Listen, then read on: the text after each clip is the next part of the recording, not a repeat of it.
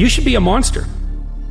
You know, because everyone says, well, you should be harmless, virtuous. You shouldn't do anyone any harm. You should sheath your competitive instinct. You shouldn't try to win. You know, you don't want to be too aggressive. You don't want to be too assertive. You want to take a back seat and all of that. Wrong. You should be a monster, an absolute monster, and then you should learn how to control it. If you put yourself in a new situation, then new genes code for new proteins and build new neural structures and new nervous system structures. Same thing happens to some degree when you work out, right? Because your muscles are responding to the load, but your nervous system does that too. So you imagine that there's a lot of potential you locked in your genetic code. And then if you put yourself in a new situation, then the stress, that's the situational stress that's produced by that particular situation, unlocks those genes and then builds new parts of you. So that's very cool, because who knows how much there is locked inside of you. The best men that I've ever met are very dangerous men. You don't mess with them. A harmless man is not a good man. A good man is a very, very dangerous man who has that under voluntary control.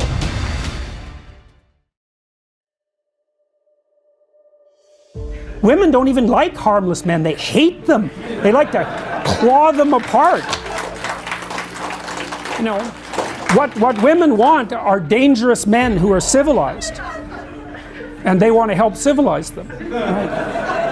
That's Beauty and the Beast. You're harmless, you're not virtuous. You're just harmless. You're like a rabbit. A rabbit isn't virtuous. It just can't do anything except get eaten. It's not virtuous. If you're a monster and you don't act monstrously, then you're virtuous. But you also have to be a monster. Well, you see this all the time. Harry Potter's like that too. It's like he's flawed, he's hurt, he's got evil in him. He can talk to snakes, man. He breaks rules all the time. All the time. He's not obedient at all. But you know, he has a good reason for breaking the rules.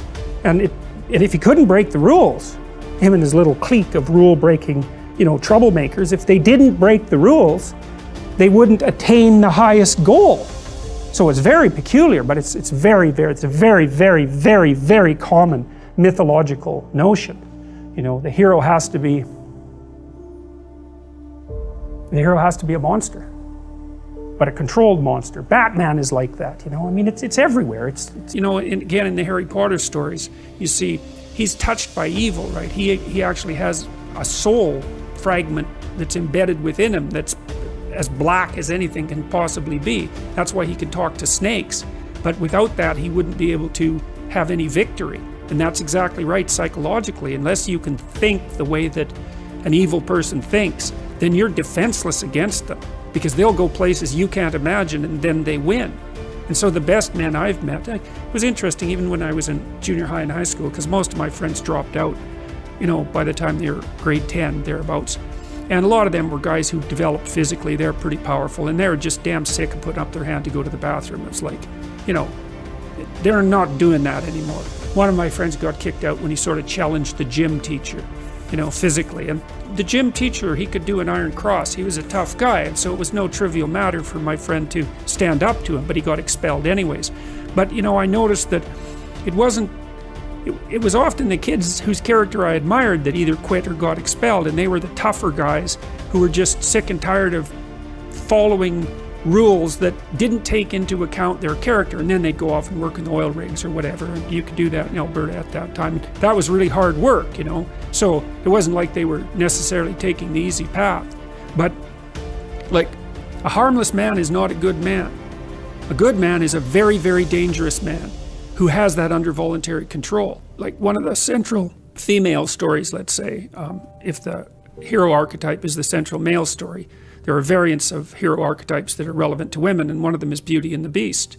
And you know, Beauty isn't interested in the guy who isn't the beast. She's interested in the guy who's the beast, and that's exactly right, but she's interested in the guy who's the beast that can be civilized and disciplined. There's no safe places. And the next issue is, do you really want a safe place? Is that what you want? You want to be so weak that you want to be protected from threat? What the hell kind of life is that? You're a paralyzed rabbit in a hole. That's no life for a human being. You should be confronting danger and the unknown and malevolence, because, and the reason for that too is, This is the weird paradox. And I believe this is the paradox, first of all, that was discovered in part by Buddha, but also laid forth very clearly in Christianity, which is that the solution to the problem of tragedy and malevolence is the willingness to face them. Now, who the hell would ever guess that? It's a completely paradoxical suggestion. Is that, well, why does it work? Well, because the more you confront the two of them, the more you grow. And maybe you can grow so that you're actually larger than the chaos and malevolence itself. And you think, well, what's the evidence for that? And that's easy. That's what people do. That is how we learn. Like every time you expose your child to something new, a playground, what are they exposed to? Chaos and malevolence. Now, there's more to it than that, obviously, because kids play and they promote each other and they form friendships and all of that. But in the playground itself, there is the complexity of the social structure and the malevolence of the bully. It's right there. And you throw your kid in there and you say, adapt, and they do. Okay, so they can do it at a small scale. It's not trivial. The playground's a complicated place. The kid can adapt. Well, how much can you scale that up? Can you scale that up from the chaos and order and malevolence of the playground to chaos and order and malevolence itself? Well, that's the question. Well, I don't think there's any reason to answer that in the negative. So, because we don't know the full extent of a human being.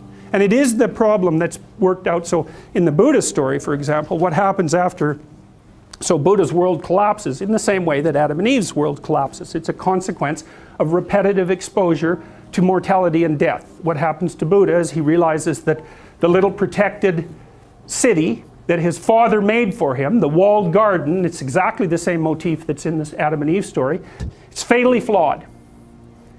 That kind of protection cannot exist, and he discovers that in pieces, right? Which is exactly what happens to children, is that they go out, they discover a limit, they run back. And the parents can help them with the limit. They run out, they discover a limit, they run back. But at some point they run out, they discover a limit, they run back, and the parents have nothing to say to them. Because they've hit the same limit that the parents hit. Which is like, well, what are you going to do with your life?